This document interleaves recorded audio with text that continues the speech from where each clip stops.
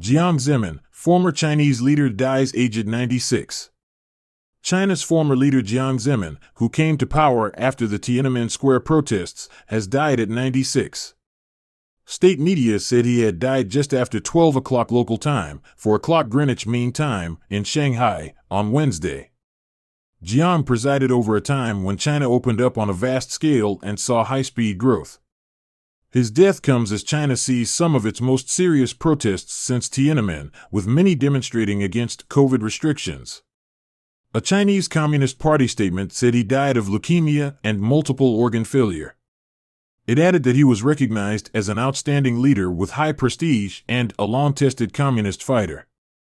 State media outlets, including the Global Times and the Xinhua news agency, turned their websites black and white in tribute. Jiang rose to power after the bloody 1989 crackdown on protesters in and around Beijing's Tiananmen Square, which led to China being ostracized internationally. The event sparked a bitter power struggle at the top of the Communist Party between hardline reactionaries and reformers. It led to Jiang, who had originally been seen as a plotting bureaucrat, being elevated to high office. He was chosen as a compromise leader, in the hope he would unify hardliners and more liberal elements. Under his stewardship, a formidable economy was forged, the communists tightened their grip on power, and China took its place at the top table of world powers. He oversaw the peaceful handover of Hong Kong in 1997 and China's entry into the World Trade Organization in 2001, which intertwined the country with the global economy. But political reforms were also put to one side, and he crushed internal dissent while pursuing a hardline stance on Taiwan. He was criticized for the heavy-handed crackdown on the religious sect Falun Gong in 1999, which was seen as a threat to the Communist Party.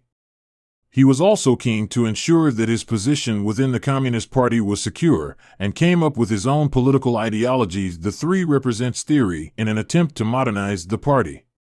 During his time in power, Jiang sought to strengthen ties with the U.S., visiting the country several times and offering then-President George W. Bush cooperation in Washington's war on terror following the 9/11 attacks.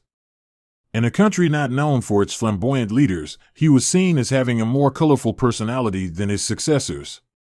He memorably crooned Elvis Presley at a global summit and went for a swim off the Hawaiian coast. In his later years, he withdrew from government and was rarely seen in public. But even as he became less conspicuous, online he became an unlikely subject of viral internet memes. Many Chinese affectionately caricatured his signature large spectacles and likened his appearance to a toad. Young fans called themselves toad worshippers. Jiang's successors as president, Hu Jintao, who was conspicuously removed from the CCP conference last month, and Xi Jinping, are scheduled to attend his funeral, according to a letter released by the state-backed Global Times. But the letter added that foreign leaders and governments will not be invited to the event.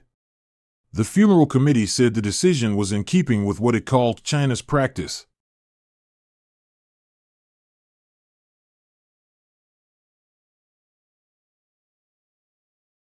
我不相信共产党有真正的20大。